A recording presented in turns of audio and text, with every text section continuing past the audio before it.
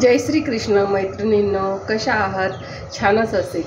चला, मी तुम्हाला आज खमंग ढोकळ्याची रेसिपी दाखवते. सो किचनमध्ये या.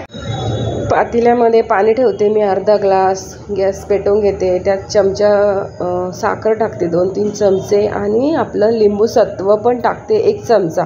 चांगल्या प्रकारे आपण हलवून घ्यायची. गरम म्हणजे अगदी कोमट पाणी करायचं. फक्त आपल्याला साखर वितळून घ्यायची आहे आणि वितळल्यानंतर गॅस बंद करायचा. मी आता पीठ घेते. 1 वाटीची क्वांटिटी घेते. तुम्हाला कमी जास्त करायची असल्यास करू शकता. आणि थोडासा रवा तो टाकून मिक्सअप करायचा. आपण त्यामध्ये थोडंसं मीठ आणि आपण हे जे गरम केलेलं पाणी साखरेचं आणि लिंबू सत्वाचं ते पण आपल्याला टाकायचं. या बाजूला मी गॅसवर खमंग ढोकळ्याचे उकळतं पाणी करायला ठेवलं आहे.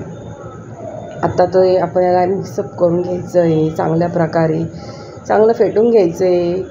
आणि फेटून घेतल्यानंतर आपल्याला बघायचं आहे किती घट्ट किती पातळ अशा प्रकारे करून घ्यायचं. आणि थोडीशी आपल्याला हळद पावडर टाकायची, अगदी किंचितशी कलर येण्यासाठी.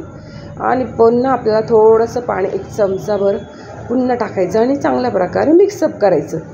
चांगल्या प्रकारे मिक्सअप झाल्यानंतर मग आपल्याला त्यात खाण्याचा सोडा टाकायचा आहे.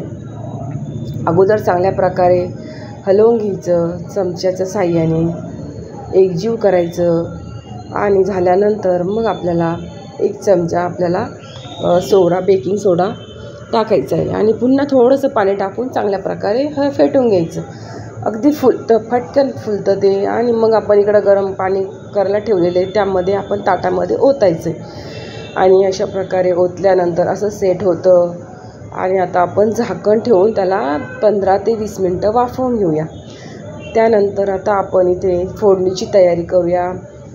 बारीकशी कोथिंबीर कापली. हिरव्या मिरच्या मी फक्त तोडूनच घेतल्या, हाताने कापून नाही घेतल्या. आता कापल्यानंतर त्यात जिरं मोहरी टाकली, तेल टाकलं. जिरं मोहरी तडतडली की मिरच्या टाकल्या.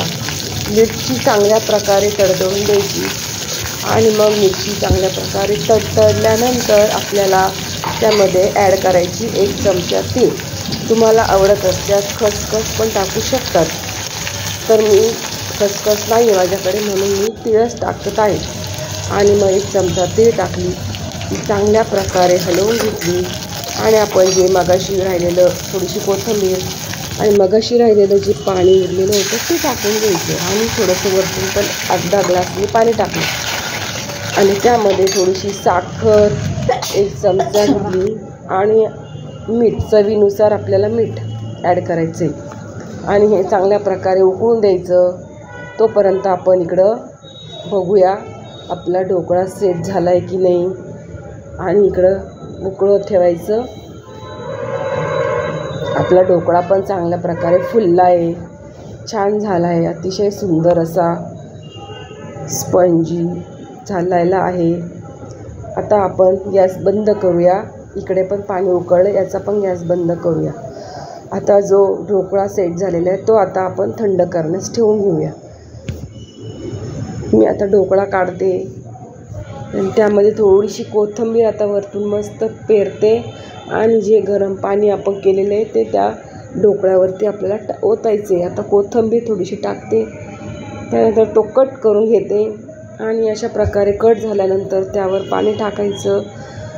अशा प्रकारे ढोकळा तयार. आवडल्यास लाईक व सबस्क्राईब करा.